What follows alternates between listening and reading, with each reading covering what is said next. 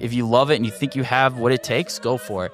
And you only have one life, and and I think life's short, and you should chase your passions in life. A lot of people don't, and I think it's special to do it. And maybe one day you can make your dreams happen and do something you really love to do for a living. And I honestly think I'm privileged and so happy and lucky to be in this situation. And it's been great.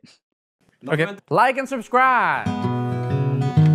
Coffee Club, Coffee Club. Grind your beans and grab your favorite mug. It's Ollie, Morgan, George, and Gus. It's them boys from Coffee Club. Boys from Coffee Club. Hello, everybody, and welcome back to the Coffee Club podcast for episode 203. Today, we are taking a little foray into Holt mania. Holt the Bolt, Usain Holt.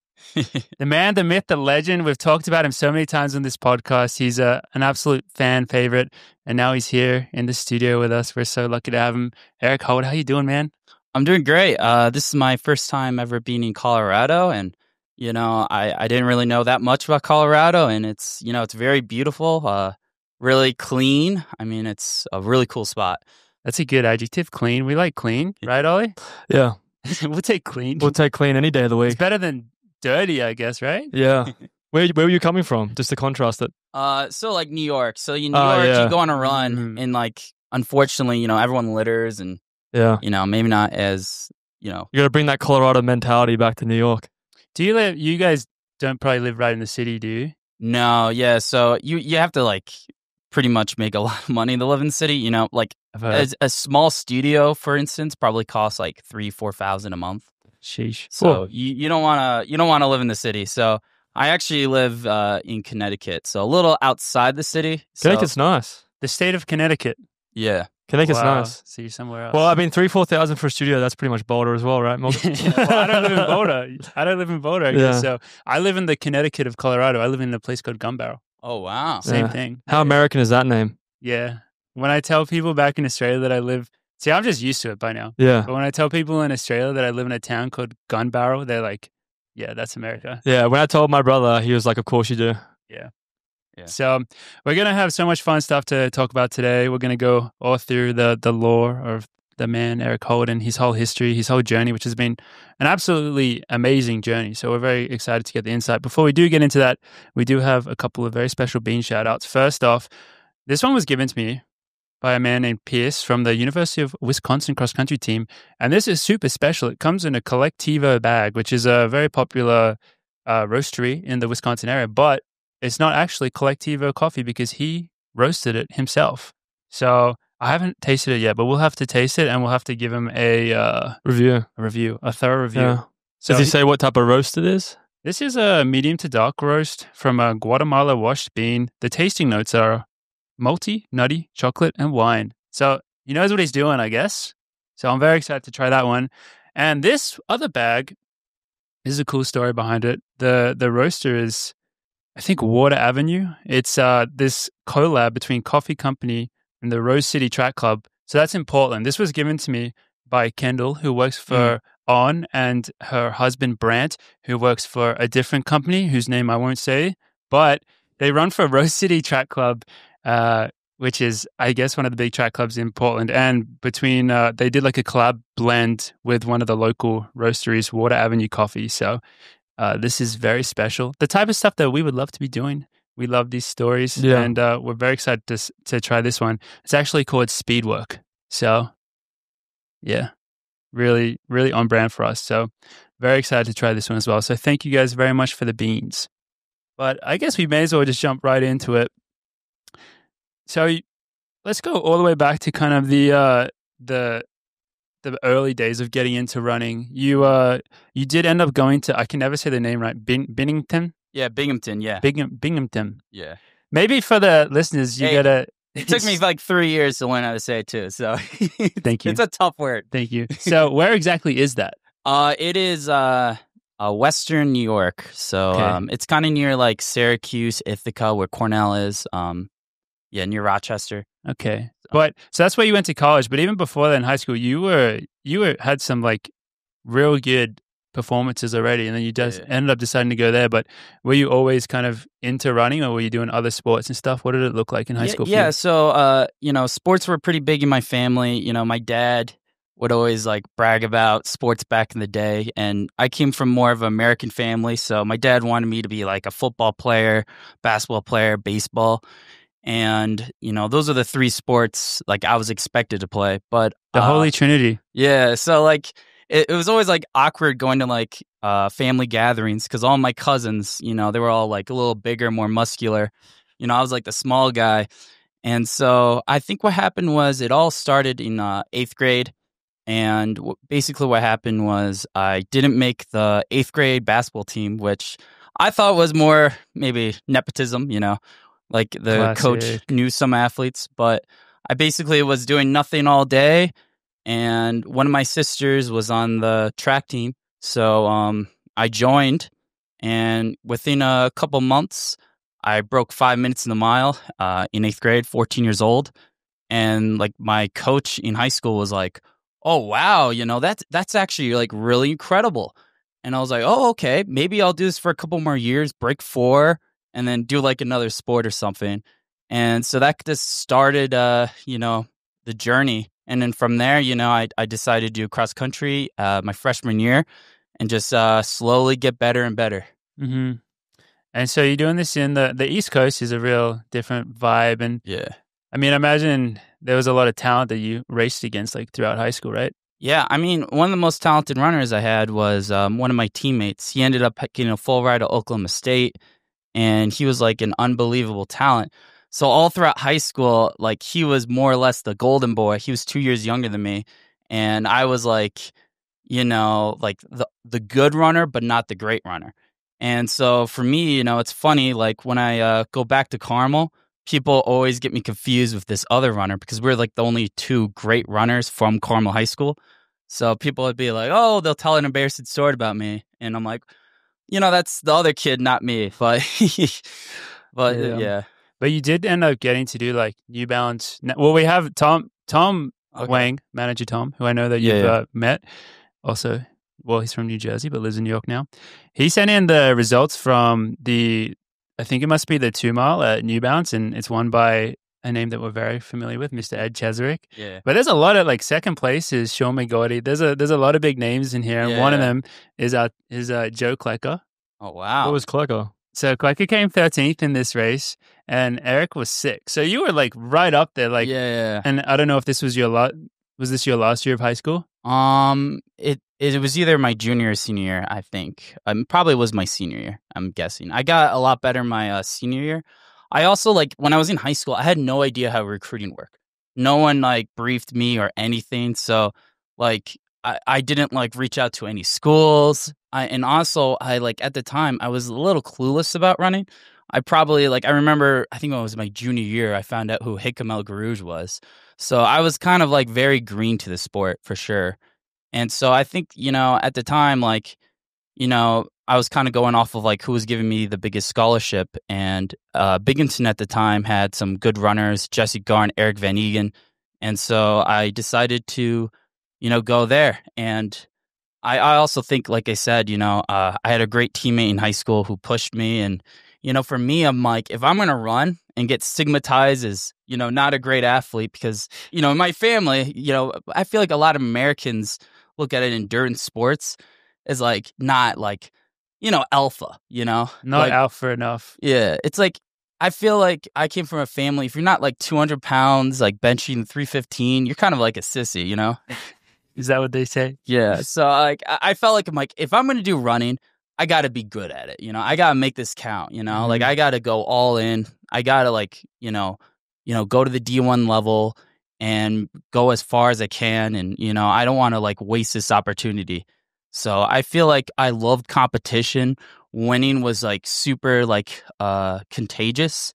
I just felt like, we had like a little bit on an unorthodox program where we did like low mileage but high intensity. We had like all out workout Monday, Tuesday, Thursday, and then either workout Saturday or race Saturday. That's Wild. And so it was like we weren't running that much. We did like a 1 mile workout and then like, I don't know, a couple 400s. And then you just like going hard in trainers, no super shoes or spikes, just going hard almost every day. And so high school was like honestly more physically tough than the training I'm doing now, just because it was just redlining all the time, you know? Yeah, I can't imagine too many high schools training like that these days. Yeah. That would break me. I mean, like culturally, it's changed so much. Like you mentioned the recruiting process. I bet you all the high schoolers know exactly how the recruiting goes. I reckon they're all doing double threshold. They've all got their lactate meters. Yeah, all the that sort of days shit. of like your like blissful ignorance are. I mean, it definitely would still exist out there, but it'd be a lot more rare. It'd be much rare. I feel like a lot of runners these days, they've got a lot more information. Technology's made it easier for sure. Yeah, the training is much more standardized. Like, yeah, probably what everyone's and doing. also coaches as well. Coaches are probably learning more too, so that's going to implement into programs. Mm-hmm. So it's a very different vibe now. But nonetheless, you did end up at the D1 level at a like very respectable school.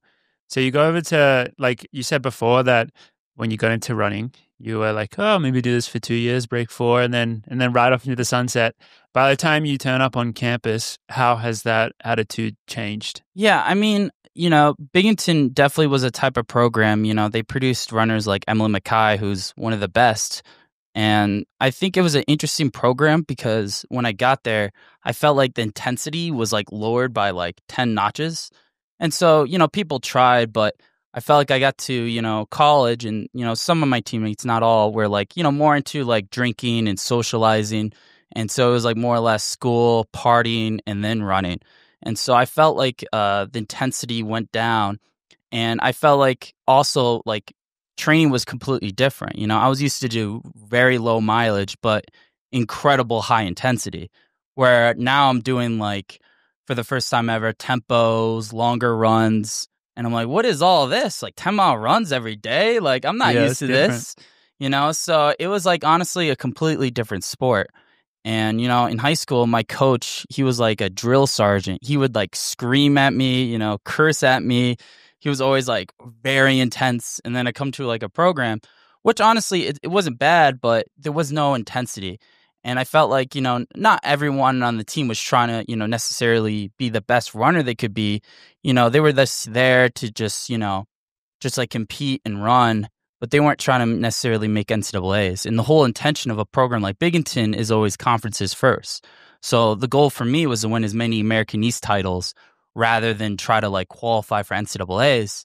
And that was the hardest thing for me because like, after you win like 4 or 5 times, it's a allure of winning American East title isn't that special. And I was like, hey, you know, I remember you running like 3:55 during the summer. It's like, I want to be like Morgan McDonald and run 3:55, qualify for NCAAs, win. And I feel like by the time like my eligibility was closing, I never have broken 4. I wasn't breaking 150.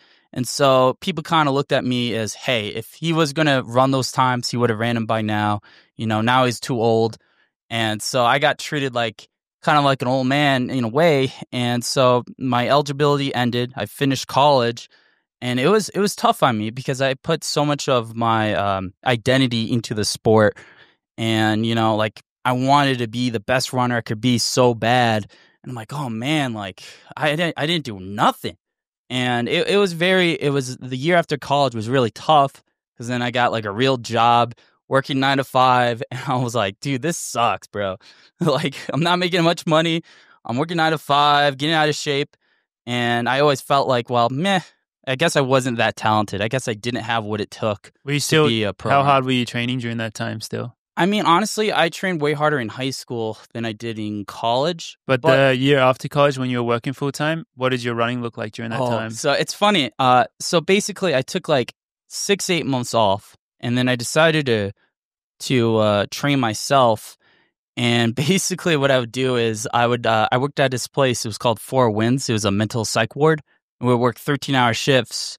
And during my break, I would just run all out. I would just like run, I think I had like a 40-minute break. So I'd run 30 minutes. I'd have my running clothes underneath my work clothes, go to my car, and then just run like 5-6 miles at like 5:30 pace, start sweating.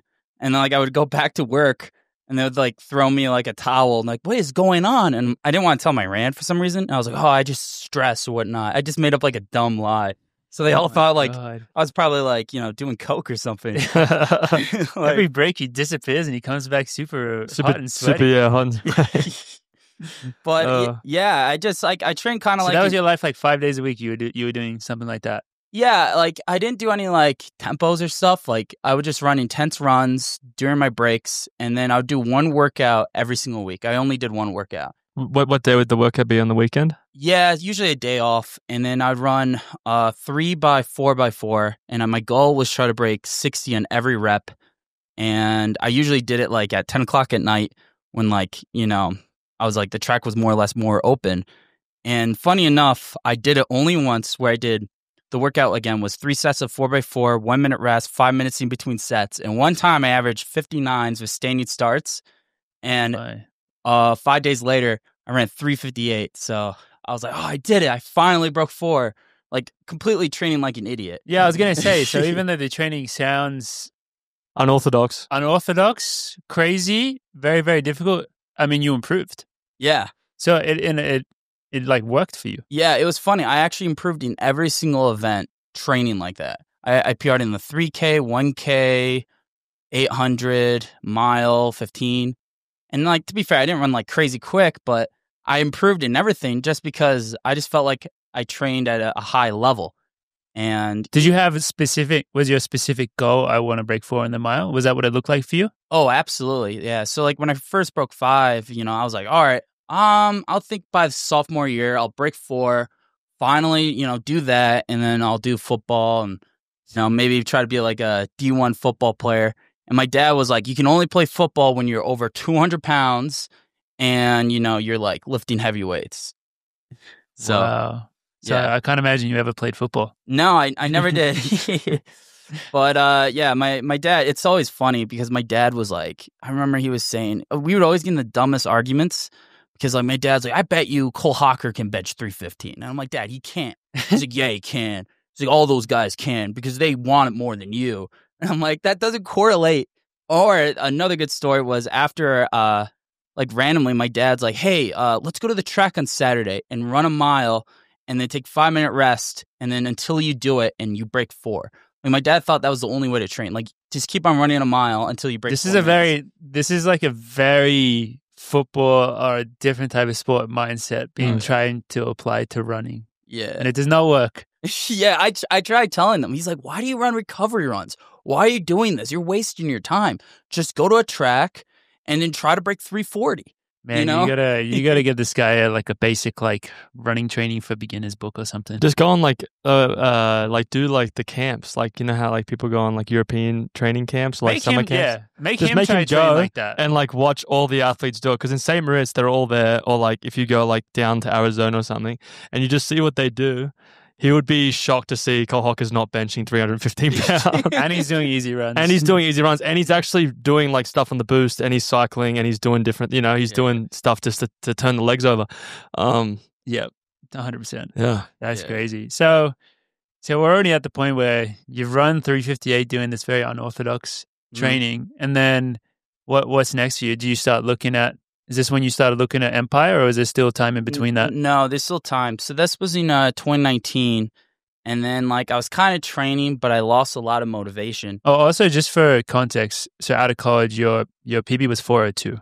Correct. So that people know. So then, doing this, you had improved all the way down to 358. Correct, yeah. And I won the race too. And I beat like a bunch of like 354 guys, including like Rob Napolitano and, a bunch of the NJNY guys. So like I actually beat like decent runners. So it was cool to like achieve a lifelong goal and, win the race, which is... That's the way you want to do it. Yeah. It's perfect. So I started training, but I lost a lot of motivation.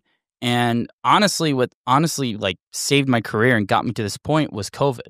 So COVID happened. I didn't have a job anymore. And so I just like was like visiting my cousins and like visiting other friends I haven't seen in years and just kind of like, acting somewhat childish. And then I was like, you know what? Like, I may as well run again. I have literally nothing else to do, And so I just started like training again, got, second wind in my career. And funny enough, like I was still struggling a little bit, but I was aiming for this 2-mile like COVID time trial, and I ended up running like 9:07, but the watch got messed up and it said I ran like 8:30. And so Tom Nohilly, who was one of the coaches at Empire Elite, he was like, "Holy crap, Eric, you need to join our club immediately." And Wait, how does that happen? How does the watch mess up? Like were you timing yourself or was someone else timing you? So basically they like went through, I believe, Strava, and so my watch, I think it was an older watch, it was like horribly inaccurate. So on the track, instead of like 2 miles, it was they're normally not perfect on it if you run on a track anyway. So I basically thought I ran like 2.2, but anyways, Tom Nohilly and like Trotman like recruited me and said, "Hey, you should show up to practice." And I was on the team with Johnny Gregoric, Colby Alexander, who are 2 Oregon studs. And it was funny because my first ever practice, we were doing this like hard workout, and I kind of like clicked to the program. They're like, "Hey, go run with Johnny Gregoric, a 3:49 miler." And I was like, "Oh, okay." And it was like so exciting. And I remember there was a group of like 12 established runners, and I was like probably the slowest guy. And it was just me and Johnny near the end of the workout.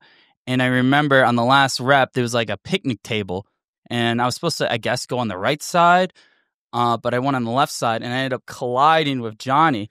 And Johnny got like really mad, and he's like, "Who are you?" And he like pushed me over. He's like, "Let's go right now." I was like, "You want to go? Like, I have like 50 pounds on you." So I had like the horse start. And they're like, "Guys, look, that was your first workout with That was the team. my first workout. So I always got to fight the best runner on the team. And like, I was like, you want, like, I weigh like 40 more pounds, My dad used to make me box as a kid. So I was like, "All right, you want to go?"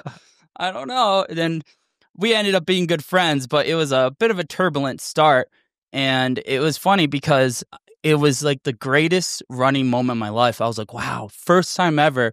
I just like the leashes were off. Run with John Gregoric, run with Colby Alexander, 3:33.15 guy, and just go to work. And, I went from 3:45 PR to 3:36 by that outdoors and qualified for the Olympic trials, which was like amazing. I got so much better. I finally broke 150. I just like was improving like rapidly. And because it was my first time, like I was training at like an elite level. And I finally had the opportunity, and I had coaches that believed in me.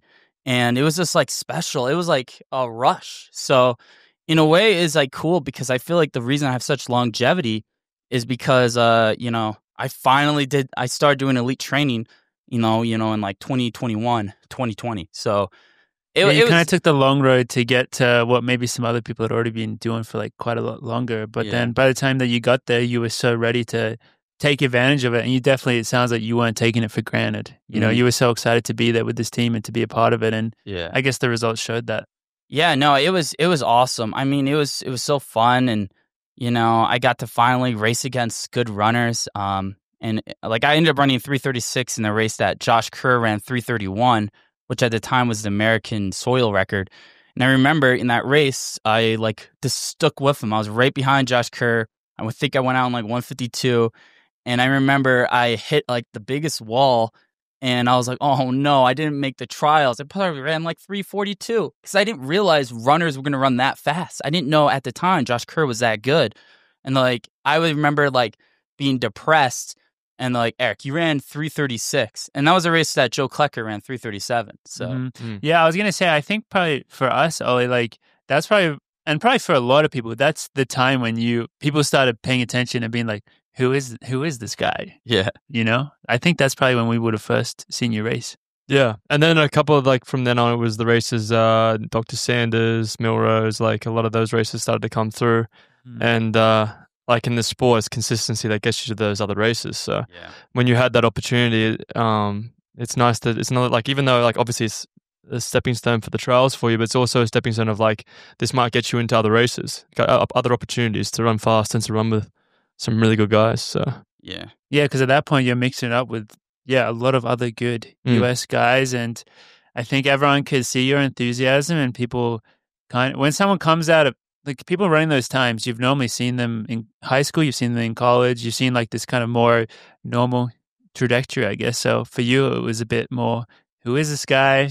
He's representing Empire. Well, at the time, maybe you could just give it a little overview because I think sometimes from the outside it's a bit confusing. There was the New York, New Jersey Track Club, which then became Correct. Empire Elite. What does that look like today, or what does it look like through your time? So NJNY, I never had the luxury to be part of it, but they were sponsored by Hoka, and they were like one of the biggest track clubs and coached by, Coach Gags, who is a legendary coach in America. And basically, they were stationed in Dobbs Ferry, which is in Westchester. But essentially, this was a club sponsored by Hoka. Eventually, they lose the Hoka sponsorship, so the club completely dismantles. And then Coach Tom Nohilly and John Trotman eventually picked up the pieces and created a club called Empire Elite, which is, again, completely non-sponsored. It's a club where you got to pay for basically everything. You don't get any sort of financial support. And, a lot of times, like, I give Trotman so much credit, he actually loses money from the sport. So he doesn't make any money. He actually loses money. So he does this because he's very proud of what he does. And, he hopes that one day, Empire gets funding like NJNY did. Mm-hmm. Yeah, I mean, it's crazy and it's really difficult to make it work. And there's definitely, I mean, a few of the guys would have had their own, I guess, individual sponsorships back when you joined, like Johnny. Yeah. He would have been sponsored, but then so everyone else was kind of doing it the hard way, working jobs and just grinding it out, right? Yeah, basically. So yeah, it definitely is not easy. I mean, having a sponsor is great because it's like, wow, like I don't have to pay for literally everything. I can make a little more money, and then now I can do altitude trips. Mm-hmm. I just have a lot more flexibility. I can focus a lot more on running. And now it's like, all right, finally, like now let's see how truly good I can be, Yeah, I want to get a bit more into that because once you had established, you had put your name out there on the map, I think everyone was paying attention, and you continued to run really fast times and have these amazing results. But for a long time, you were doing it still unsponsored, and you were competing alongside all these other sponsored runners. So there was a big, you ultimately garnered so much, I think, support from people that were looking at you perform and saying, let's get this guy a sponsor. We talked about it a few times on the podcast. I remember. It was, I mean, everyone was like, everyone was on it. Let's get this guy a sponsor. And it felt like it took, from the outside, it felt like it took a long time. I imagine for you, it felt maybe even longer. Yeah. What was that time like? Did you always believe that sponsorship was going to end up coming if you kept doing what you're doing? I mean, it was tough because, I talked to a lot of agents, and, every agent I talked to was like, hey, if you were just coming out of college, you'd have a great sponsor. And I'm like, dude, that's awesome. But I'm not, hey, man, if I could identify as like a 20-year-old, I would, but unfortunately, I can't change my age. And I remember, I was very lucky to have the agent I have now. It's an agent that most runners in the running world have never heard of. His name's Liam Fail, and he's a New Yorker. And he was the only agent that like believed in me and said, we're going to get you sponsored. And it was a really tough road. And I had a few companies reach out, and they said, all right, we're going to sponsor you. And then I remember like I showed up to like a restaurant, and I was so excited. I was with like my friends and family. And then my agent's like, oh yeah, they at the last second, they rescinded your contract because they're going to give it to someone else. And I was like, wait, what? And I literally like cried. I was like, no, like it was so devastating. And I was so mad. And I was like, oh shit. And like, this was like right before like, the New York Grand Prix. And that I would say was my big race. I remember I was going against like Whiteman, Kessler. And I would say that was the most fired up I've ever been in a race. I'm like, I don't care what I have. I'm winning this, And I remember in that race, I closed in 52, ran at the time a PR of 3:34.04. And I would say that was the most fired up I've ever been in a race in my entire life.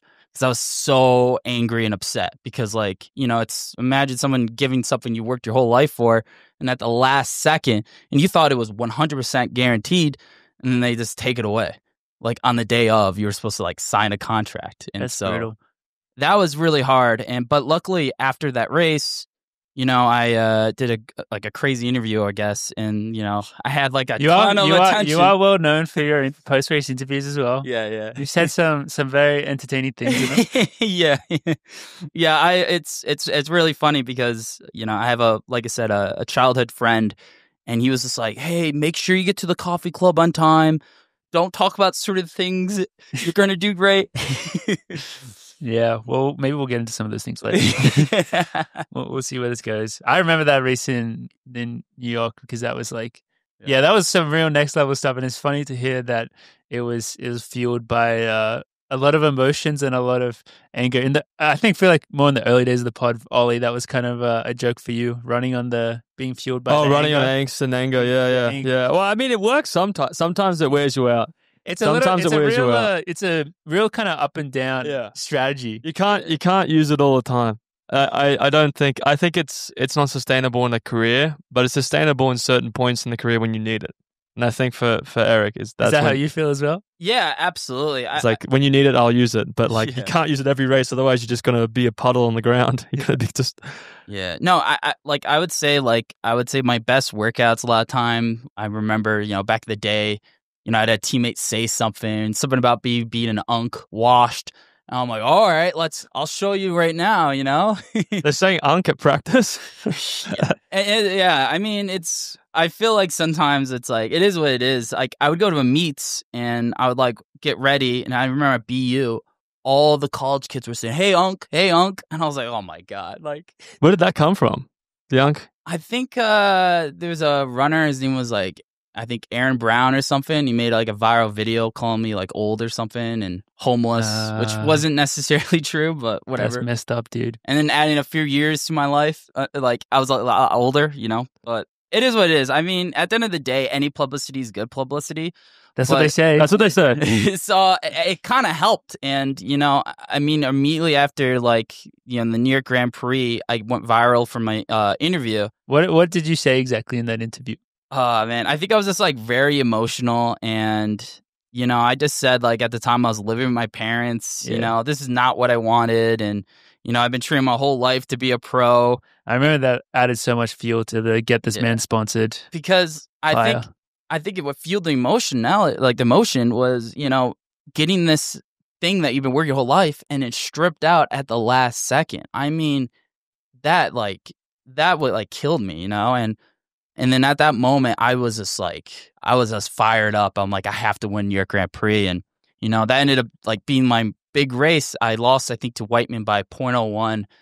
And, it came down to the wire. And, a lot of people were impressed by that. And, Hobbs Kessler gave me a huge shout out saying, I'm not a dark horse. I'm I could make the Olympic team. And then Puma reached out and finally, gave me a contract. And that was the coolest moment, one of the coolest moments of my life, for sure. Yeah, that is, I mean, it was so good to see a happy ending to that story. And now, as you already mentioned, you have a bit more security and you're able to, live more of a pro athlete lifestyle.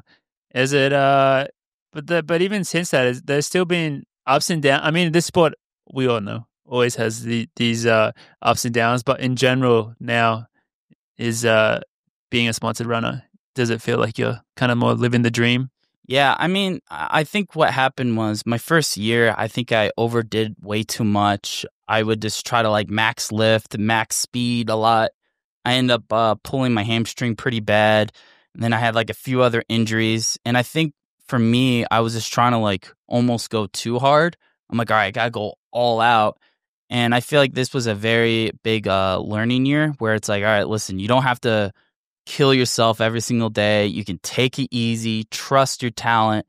And, I feel like near the end of my season, I started to not go too hard. And then I ended up running 3:32 and I had a little bit more consistency despite, an injury fueled year. So I feel like now, this year, I'm all right, let's not make the mistakes we made last year. So that's what it's all about. That's what it's all about. That's what it's all about. But yeah, along the way, there's so much lore with you, and it is very entertaining because you are so, unorthodox, non-conventional. And it's when you talk about lifting, I've seen the videos on Instagram of you lifting these crazy weights, and we're just what the fuck? Like, how can this guy do this stuff? And then we hear, like, we often hear about some of the workouts that you guys do in particular, like this more like speed side of stuff. You guys do some crazy shit, huh? Yeah, I mean, I never really realized how intense it was until like other pro athletes like, yeah, you guys work out harder than we do. And I was like, really? Like I always like in going way back, I thought like pro runners would just run 520s for their recovery runs. They would just lift insane amount of weight. Like I just thought that was the norm. And now I'm like learning, talking to, you guys. I'm like, wait a second.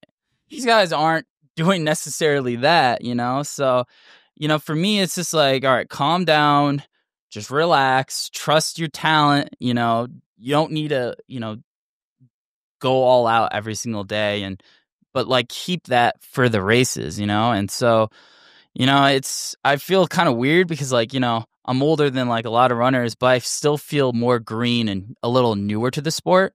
And so I feel like I definitely have like ability to continue to grow. And, I hope to break, 350 this indoors. That's the one thing I've been writing on like my journals and everything. It's, I just feel like that's like the coolest thing to do. That is very cool. It is very cool. I mean, it's interesting that you say that because like for me, looking at the sport as it is now, there's so many young athletes that have all this training and all this consistency, and they get to this level so much earlier than a lot of us have ever seen, but then they kind of fizzle out later on. And it made me realize that like professional runners in particular, being a weight-bearing sport, it's the same with NFL, it's the same with a lot of sports that have a lot of high intensity, is that you probably have in your lifetime a period of time, maybe 8, 10, 12 years. Sorry, Morgan, talking way too loud. 8, 10, I'm getting excited about this. 8, 10, 12 years of like professional running, intensity running. And you have this point in your career where you're still green, you still have all this time, and the age isn't really an issue. It's more just the intensity of years that you put in. Because, I mean, you can have athletes that start this intensity training at 16, they get to 24, 25, 26, and they're like, I'm like done. I'm like, my body is not, it can't do it anymore. But if you start at 26 or 27, you go to 35, 36, and all of a sudden you're running just as fast as everybody else. It's just, that's what I believe, is that you have a period in your life where you have these years of just intensity, and you work hard for it, and it doesn't matter how old you are. You just get it in. So it's interesting to hear your story because it's so different to what we're seeing a lot now with a lot of the younger guys coming through, and it's cool to see that people can see that you can do it. You just got to put in those years, put in those times. That's what you're doing. So yeah, I've always kind of felt like in regards to that, there's like, it's both like the mind and the body, and I imagine for a lot of runners, like we see it, like it's really taxing on your body, but it's also really taxing mentally because you put your heart and soul into it every year. And yeah, that's draining. And there's a lot of people who, they end up, maybe their bodies aren't in a great place, but often I feel like it's the minds. Like people get to a point where they're like, all right, I've grinded this out for long enough, and now it's time to move on. So I think just having the enthusiasm and the excitement and the feeling that you're still like early in your journey, you still have so much that you want to go out and achieve, I think that gives you so much power, kind of. Yeah, no, I appreciate it. I think that's exactly right. I think what makes me a little different is like, I feel like I'm always still like the most enthusiastic person. I'm like, wow, I get to run, for a living. I get to, finally achieve my lifetime goal, being a professional athlete. Like when I was a kid, all I wanted to do was be a professional athlete. Didn't know what sport. And so I'm like, I feel like I just got there, and a lot of people will say, well, you're not going to get any better, you're too old and whatnot. And, I'm like, you know what? Challenge accepted. I mean, people, naysayers and people who doubt me, it's like, I've been doubted since high school. I've been doubted definitely in college, I got told like every day, like by people, because I would tell them my goals and they're like, yeah, you're not like genetically gifted. You don't have the body type, you don't have the genetics, you don't have the talent. And I got that told over and over and over again. And you know what? Like, let me just work hard and prove these guys wrong. And, like, I feel like I can get to this elite level. It's just tough because I feel like every year everyone just gets better. No. So I'm like trying to catch up. I'm like, come on, guys, can we just like chill? Give me a little bit of time. Everyone take pause. I'm gonna do my thing for a little bit. Everyone else, hold on. Yeah, just take this year off. I'm like, come on, man. Like, it's getting to a point where, like, I remember, like, I was running the Fifth Ave Mile, and there was some guy from France, and I looked him up, and he ran 3:30. And I'm like, who's this guy? Like, I've never heard of this guy. Wait, who was that? I think Habs.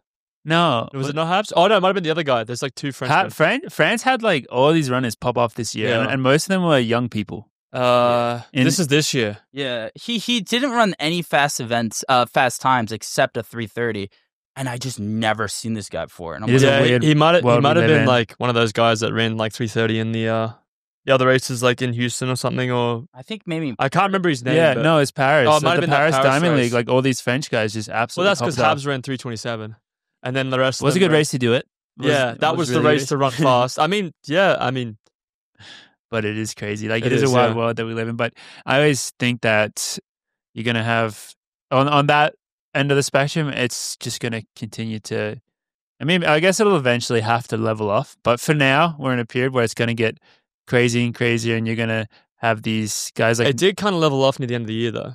yeah. I guess if you look at who performed at World Champs, it was like The a lot people of that were experienced top- guys. The people that were top three, except for the third guy was Chariot, right? Ronald. Yeah, I think he's put. He ran really well through the year, but like I think,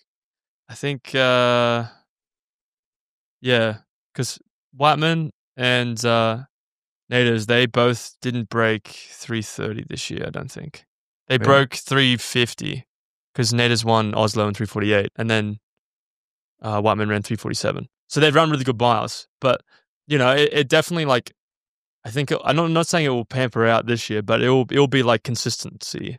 Yeah, in but general. it's just everyone is going down these more conventional paths, but I think you see it year after year. Like you can never predict. Like No. you would especially looking at this past year is a perfect example. It's like no one would have ever predicted if everyone was like we were putting money on the sport like across the board. It's like everyone would have lost so much money this year because everything Which is was great for gambling because Yeah, they just don't know where it is. It's crazy. So many, like the guy you mentioned, the 3:27 French guy, didn't even get out. Was he get eliminated in the first round? Yeah, second round? he got eliminated in the heats. In the heats. Yeah. Yeah. And I was like, it was weird because he ran 3:27. I'm like, is this guy like the new GOAT? Like he looks so good, and then all of a sudden, maybe he peaked too early in the season, but Yeah. Yeah. I mean, it's a crazy sport we live in. Yeah, well, I mean, like the Olympic, like Yard, I thought at the time Oh, yeah. this year was the best athlete course. around, and he had he just didn't Yeah. run the best race. And you look back at it, and he's like, I had a good year, but obviously you want to be at Worlds, but I had a good year. And then you look at like he not being there, it's like, well, that's another.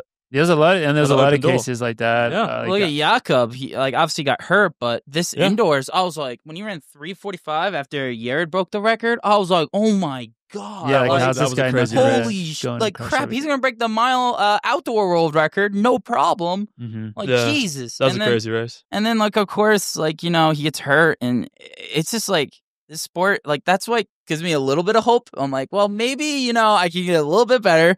You know, I part of my dream is to break 3:30. You know, I just feel like that's such an epic barrier one day, maybe.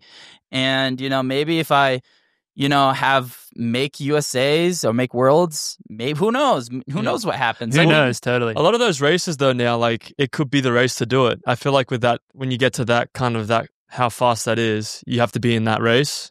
And sometimes you're like, shit, I wish I was in that race. Yeah. Whereas like now it's like a lot of those races are starting to exist more. There's gonna There are be more of them. And that's the nice thing is like you could be in that race, and it doesn't have to be a Diamond League, it could be a USA final, it could be a New York Grand Prix. You just don't know now because there's so many people that can make that race what it is. Mm-hmm. Which is exciting. I also think it's so weird. You guys probably know this very well. Sometimes you run a fast time and it doesn't like feel that hard. Yeah, That's how I think a lot of the time when you run your best, it doesn't feel as hard. When you don't run well, that's when it feels really hard. Yeah. Like I remember Penn Relays back in 2024, I was like doing really bad workouts. My teammate Ben Allen, who by the way had a PR of 408 151 out of college and joins our team and now runs like 333 352 unsponsored. Hope he gets sponsored soon. The second Eric Holt. Yeah. But he was like crushing me in workouts. I was having terrible workouts.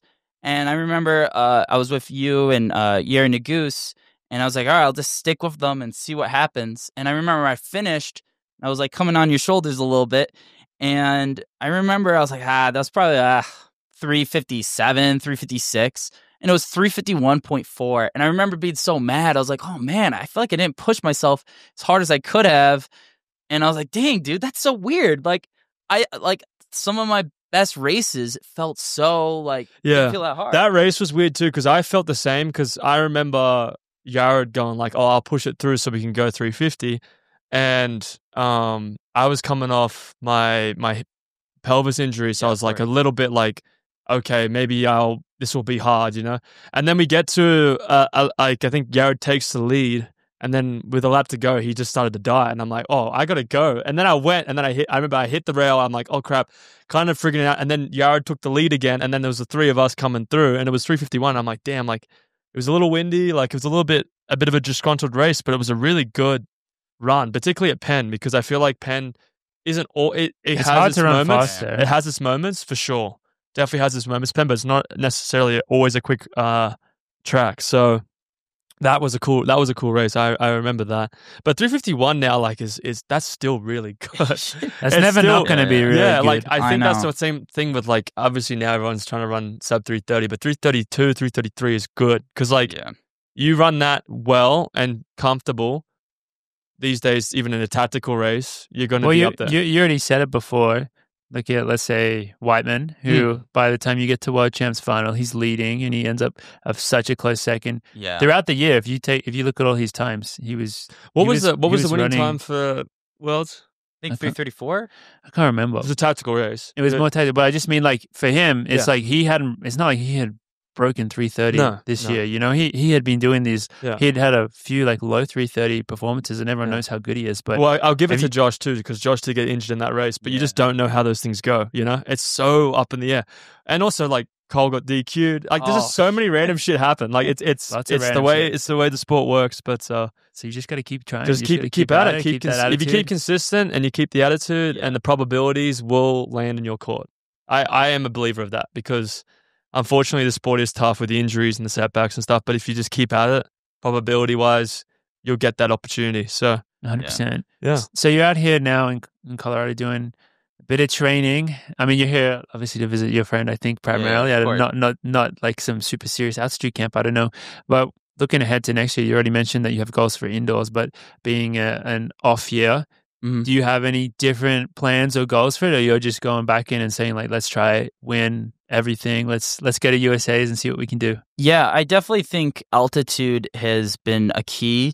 Like it's made training so much easier, because I think for me too is like, one good thing about altitude is I feel like I don't have to be as strict on my diet, just because I'm a type of runner. Like I have to pay attention to my food, because I just feel like I gain weight a little quicker than maybe some other runners. But like when I go to flag, also I just feel like I don't really have to try that hard. Like it's weird. It's like the altitude's like a kind of a cheat code, because you just live there, you do mediocre workouts or hardest workouts, or workouts that I could easily do at sea level. I'm like, oh really? That's our hard workout? Like that sounds so easy. And I'm like, am I in good shape? And then immediately always when I come out at altitude, I have like either the greatest workout or the best race. So I think I'm going to time it where like I'm not going to get an invite into Milrose, but if I win Sanders, you qualify for the Wanamaker. So my goal is to go to Flagstaff for 5 weeks and then come back the week of Sanders, and just do everything right, get to race weight, do everything perfect. I feel like I don't have to kill myself, and hopefully I win the race, qualify for Wanamaker, and just run in the race and break 350 and get like an IAF ranking that makes me a 327.15 on 100 runner. Yeah, the ranking's crazy. That is the point. So also have fun. Right? Yes. Yeah. Racing in those races, like particularly like Dr. Sanders and Milrose. Milrose is one of the funnest races you can do. Do you is the Armory your favorite track? Do you have a favorite? I mean, we love the Armory. I think the Armory has gotten a lot better since it's been resurfaced. I think especially now, I believe they have pacing lights. So I think the Armory might be faster than BU. So. I think I think obviously people look at BU and they say, oh, Cheat yeah, it's a code. cheat Yeah, code. yeah, yeah. But I think the Armory feels a lot nicer to run on. Mhm. Because BU's got this weird type of thing, which I've only raced. You bounce a lot when you get to the Yeah, straight. and it's like the way that the turns are. I've only raced it on one time, so I don't have the same experience. Whereas I've gone to the Armory quite a few times. The Armory just feels smooth, and you get the crowd going, and they're above you. It gets so loud in there. I think it's just as good, especially if you had a race like Dr. Sanders or especially Milrose. Yeah, that's if you're going to run fast anywhere, that's a place to do it. And especially now, like the thing is, it wasn't always like this. Like even when we first started going to Milrose, it wasn't like this. But now that you got the Yarra Nagoose and stuff, it's like they're trying to run faster every time. Because I remember before it used to be much more of a like this could be a tactical race. Yeah. It's about winning. But now every year it's let's see how many guys can run 350. I mean, the past 2 times I've raced it, I've never broken 350 indoors. But the past 2 times I've run in 350. Yeah, and it's been like crazy. been like a tactical 350 race, and I'm like, what the fuck, like. And then obviously now you got guys just running 346, but Yeah. so yeah, let's do it. It's crazy. I remember watching you win, and I think you won it in 350, right? 350, yeah, because Josh and I think Josh was a little under the weather. He always is when he's in New York. But yeah, that was the 350 race, and then they said that I think Legat ran 349 there once, and then they had Ethiopian guy Yomif ran 348. So then when Yared came, he broke the record there. When I got third, Gully was second. He ran 347 there, and then the year after that was, I think you were in that. Were you in that race? I was Were you in a- the race before? Yeah. You so were I at a made, Milrose. I made it one time. I unfortunately did pretty bad. I think also was like this is like I feel like now, like I was always like never in the best shape indoors. Like I Well, it's never. the time of year, it's very hard to like maintain it as well because outdoors is where we want to shine. It's very hard to maintain it through the whole way. Yeah, I got absolutely destroyed. But I feel like if I do altitude beforehand, then It'll help with the buff of the fitness for sure. Yeah. But yeah, it'll get quick every. I mean, I'm hoping to run Milrose as well. But it just depends on all the factors. Yeah. But it's a great meet. It's a fantastic meet. And the one thing about it is in America, it's like the best meet. It's probably the best meet. Yeah. I mean, BU is great too if you want to run fast or if you want to see where you are. But if you want to race Milrose Games, unreal. That's where it's at. So big goals for indoors.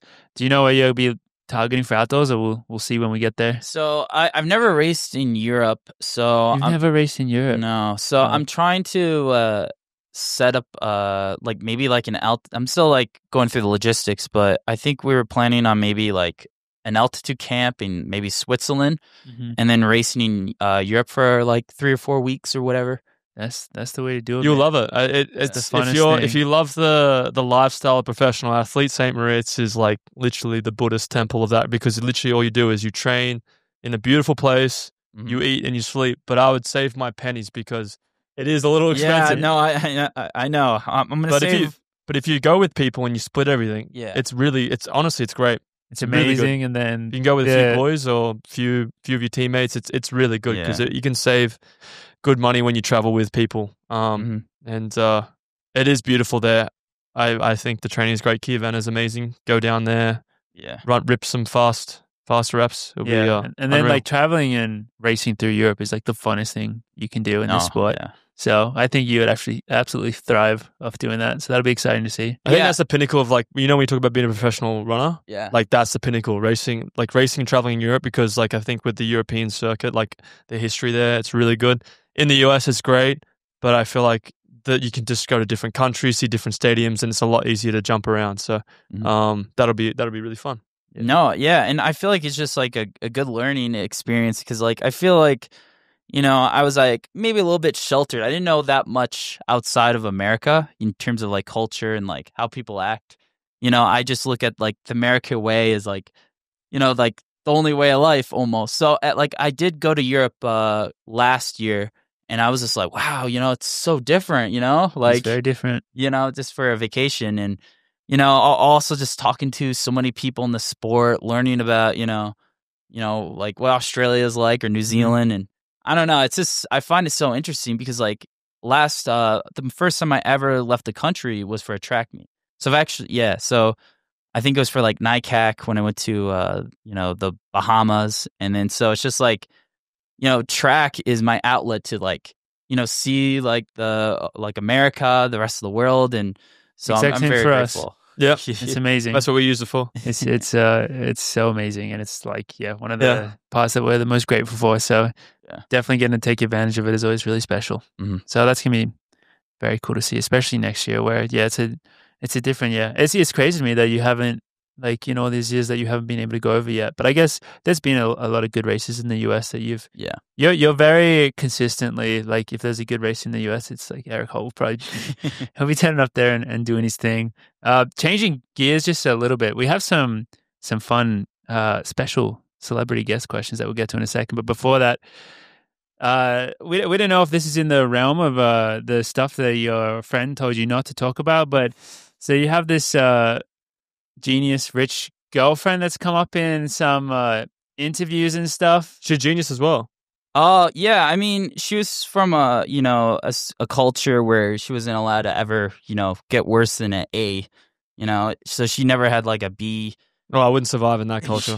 That's a tough culture. I would not survive.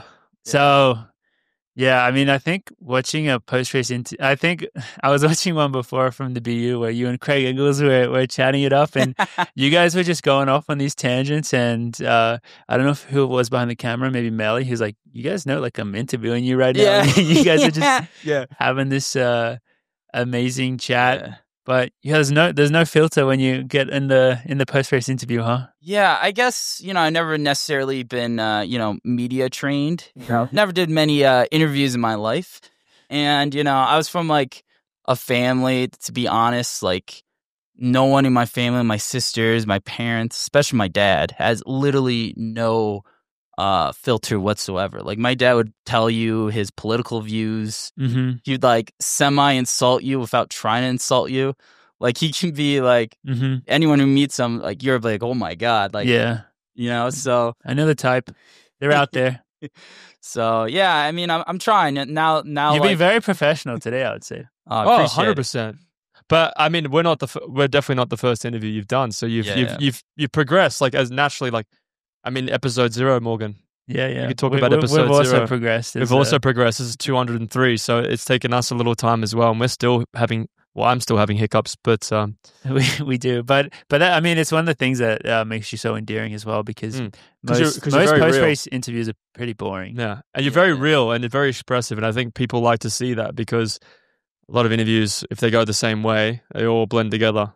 So not yours. No, I appreciate it. Yeah, no, it's.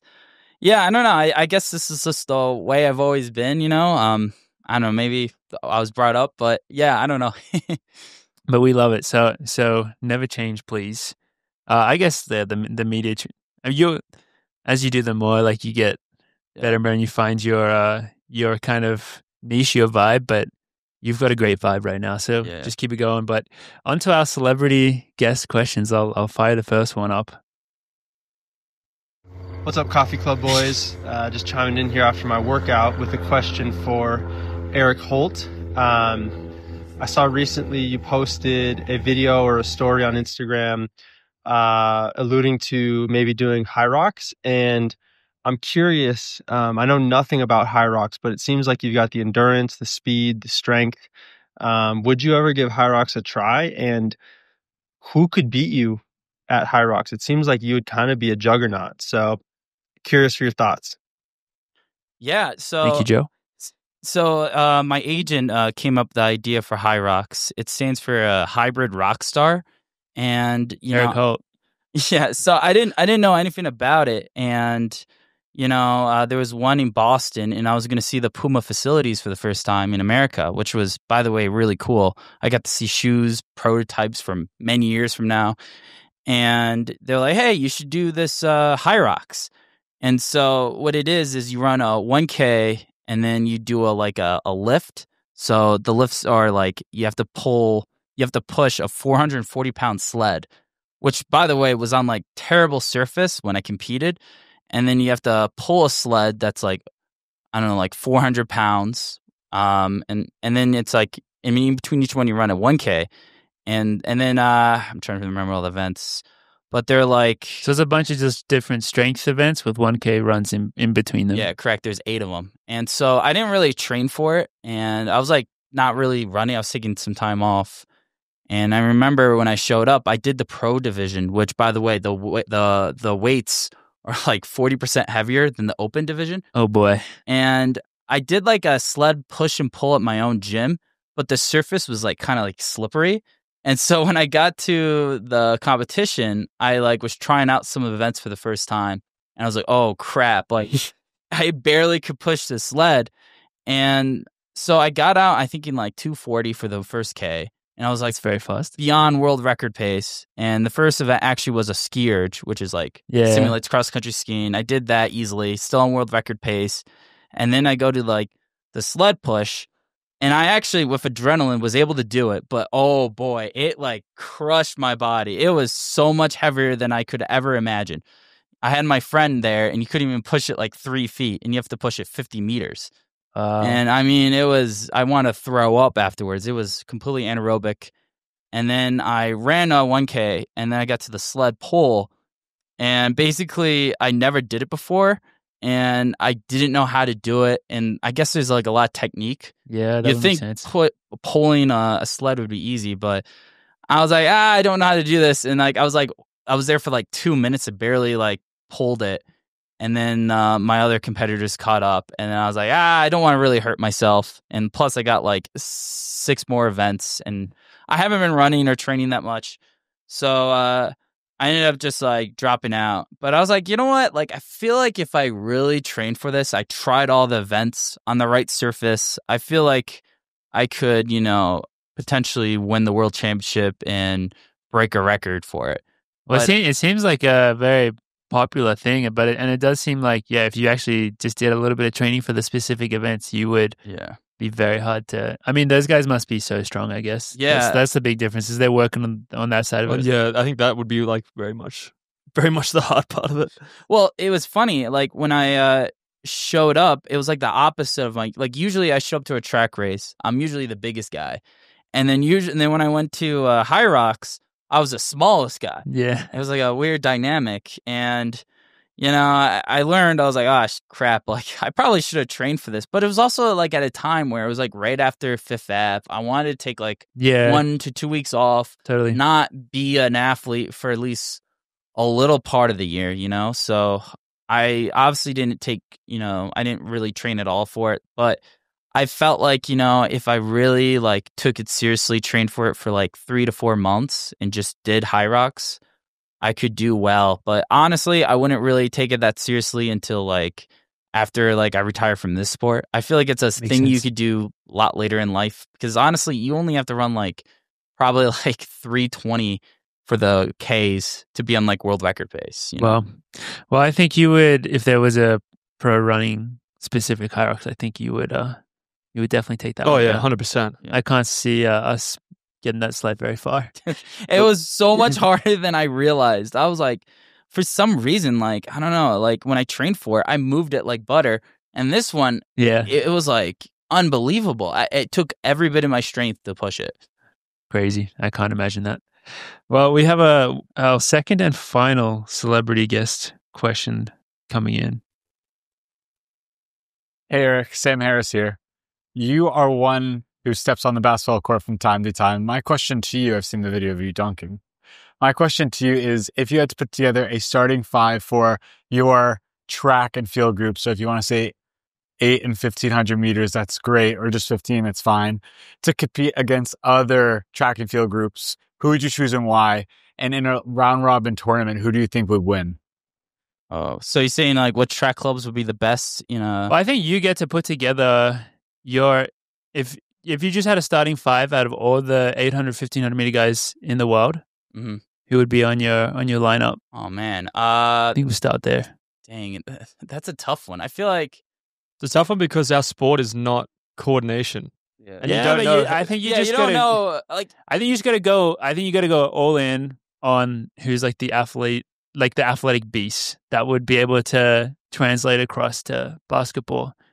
not taking skill into account. I mean, you could if you know anyone that's particularly good, but like my head goes straight to just like someone like Donovan Brazier. Yeah, that's who's the first like, guy I was gonna say. like Donovan that guy can Brazier. play dunk. Yeah, I'd Yeah. say he's super athletic. There's some really tall 800 guys. Yeah, I'm trying to pick think. from. Like, I would want an A-Rop on my team. oh yeah, Marco A-Rop, isn't he like 6'5"? Like, He's a big man. He was like the first guy I ever seen that was like bigger than me. And I remember it was like one of my first races for Empire. He ran like 355.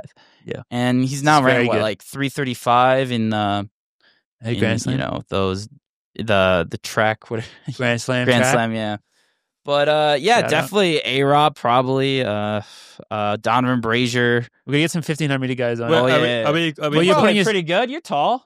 What are you, 6'3"? I'm not good at basketball, but I mean, actually, I was Run okay. the clips. I was okay. Run the clips, but You're putting wait, yourself on the team, yeah, so surely. that's, Okay. that's you. And then you are you sure you're picking me? I mean, don't you Australians play that game? It's like basketball. I mean, you're not 15,800. But I'm trying to think what game we play that's like basketball. Are you talking about AFL? It's like a net, but there's no Oh, backboard. netball. netball. Yeah. That's a women's sport, but they're very good. All right, so we got A-Rob, Brazier, Holt. We got 2 more spots. Who's the tallest American 15? I guess it's Yared. But he's not good at basketball. Is he good? I don't. He's athletic. he doesn't He's play- he athletic, doesn't but play we've too played much. volleyball like with him. really good at like video games. I heard he was like amazing at Splatoon. That's correct. That's correct. He's insane at heard Splatoon. I watched him play Splatoon on our Europe trips with the Diamond League circuit, and I almost had a seizure. It was crazy. Very good at Mario Kart. So good. Oh, really? Yeah. But you can put him if you want. I'm trying to think. Is there any like runner who's like a distance runner who's like 6'6" or 6'7", like Andrew Whedon? You could put Andrew. Why not put Andrew I Whedon mean, on your Andrew team? Whedon. Yeah. I feel like he could. All right, be Whedon. That's a amazing. baller right there. He's a baller probably. You got one more. Trying to think of anyone. I mean, honestly, Who's like your point guard? Maybe you get like a point guard or a shooting Yeah, guard. you can think of Someone anybody shorter. that you know. I mean, they can be anyone. Ooh. But they have to run they have to at least run a 1500 or Like 800. you could pick like a Cole Hawker or someone if you think they're a baller. I mean, yeah, I feel like, Cole probably is a baller, to be honest. It looks like it. yeah, I've seen him do like some other sports. Like, isn't it true that I've heard this that Cole Hawker is like almost as good in cycling? Like, he's like He's very good at Is cycling. he? I wouldn't know. Yeah. Like- I don't know if he's at that like. I mean, when crazy you say level. almost as good, the bar's pretty high. No, well, 'Cause maybe he not is, as good. He is. Yeah, he's the best at our sport, Yeah, and then of you got course. people like we know a guy called Seth Hirsch, who's an insane cyclist, but I don't know if Seth and Cole would yeah. align. You got one more. All right, let me think. Dang, this is a tough one. Honestly, one of my ex-teammates who made Tokyo in the steeplechase, Isaac Updike. He's like, Isaac I can Updike. see him being a baller. Wow, I didn't expect that. No, That's a good he's- I like he's that you went to very- steeplechase though. That's smart. he's very skillful. I remember, like, I'm really good at throwing a football, and he was like the one runner that could actually like out throw a football. He could so- outthrow you. Yeah, like I Wow. throw like pretty far, and he was like really good at like every sport, just very That's him on the that's a team. pretty Yeah. good team. Put him on the team, on the squad. That's a there pretty you go. good team. and he's like 6'4" so I see it. 6'4"? 6'3", I think. Yeah, he's Dang. tall.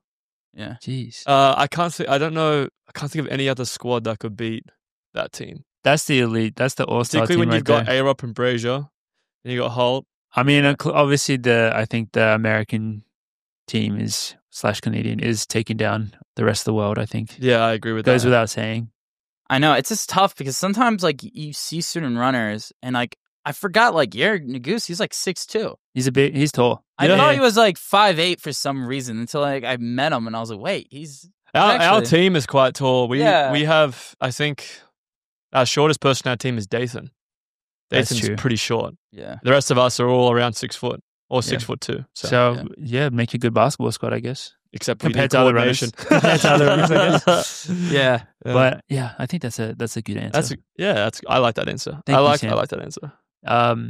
He's your biggest fan. Do you know? Sam? Yeah, I did. He always posts on my Does he slide in your DMs? Strava, and Oh, he always Strava. has like I forget. I think he has like a funny profile pic or something. I think. Sounds like him. Funny guy indeed.